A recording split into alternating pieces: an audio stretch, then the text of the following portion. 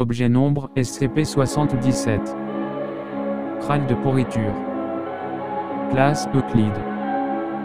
Procédure de confinement spécial, SCP-77 doit être conservé dans le secteur de recherche, posé sur un socle en acier de 0,5 m dans une chambre en acier de 3 m*3 m*3 m dont les murs doivent avoir une épaisseur de 0,5 m. La porte blindée doit être aux normes conformément au protocole A37 et doit être tout le temps surveillée par deux membres du personnel de niveau 1. Un micro sur perche relié à un système de reconnaissance vocale doit vérifier que toutes les prononciations sont conformes aux normes. Une caméra est installée dans la chambre pour enregistrer tout changement.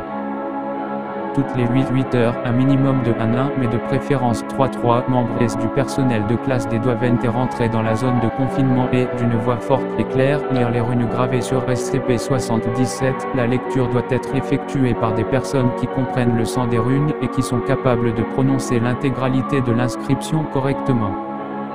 À moins de 30 cm de SCP-77. Tout le personnel devant rentrer doit subir une séance de formation d'une semaine avec des linguistes de la Fondation pour la prononciation, la lecture et des cours de dialecte. Un minimum de 20 membres du personnel de classe D doivent en permanence être formés ou en cours de formation. Les linguistes de la Fondation doivent se présenter en cas de changement imprévu d'une rune.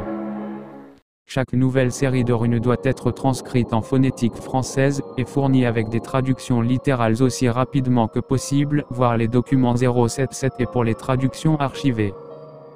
Le menu de la cafétéria du secteur de recherche ne doit jamais inclure de pommes de terre ou d'ingrédients à base de pommes de terre.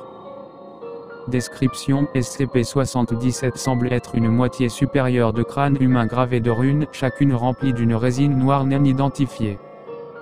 Les runes changent chaque mois lunaire défini par la pleine lune se levant au-dessus de l'horizon en Irlande, ainsi que les solstices d'hiver et d'été, les équinoxes de printemps et d'automne, et chaque fois qu'une éclipse lunaire est visible en Irlande. Si ces gravures ne sont pas lues à haute voix au moins une fois dans un délai de 24 heures, les orbites et la cavité nasale de SCP-77 émettent SCP-77-1. SCP-77-1 est une vapeur luminescente verte dont la nature précise reste indéterminée. Il est à noter que, bien que SCP-77 se comporte comme un gaz normal à tout autre égard, elle occupe uniquement les espaces qui se situent dans le champ de vision de SCP-77 et ne se dirige jamais derrière SCP-77 à moins d'y être obligé. Des barrières opaques et imperméables non biologiques peuvent servir de protection temporaire contre SCP-77-1. Cependant, les tentatives de confiner SCP-77 de façon permanente dans un conteneur opaque ont échoué, l'artefact ayant produit une quantité suffisante de SCP-77-1 pour faire exploser ces conteneurs.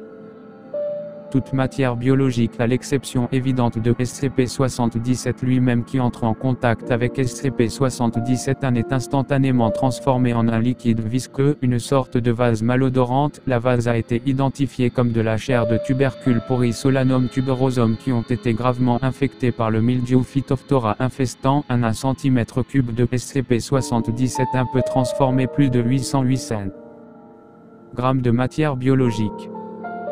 Lire les gravures de SCP-77 provoque des effets variables sur la santé des lecteurs.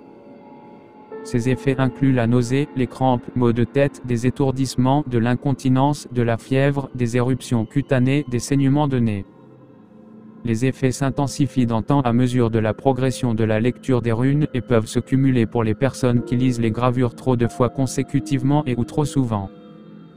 Les lecteurs ont une probabilité de 60% de développer une allergie aux pommes de terre.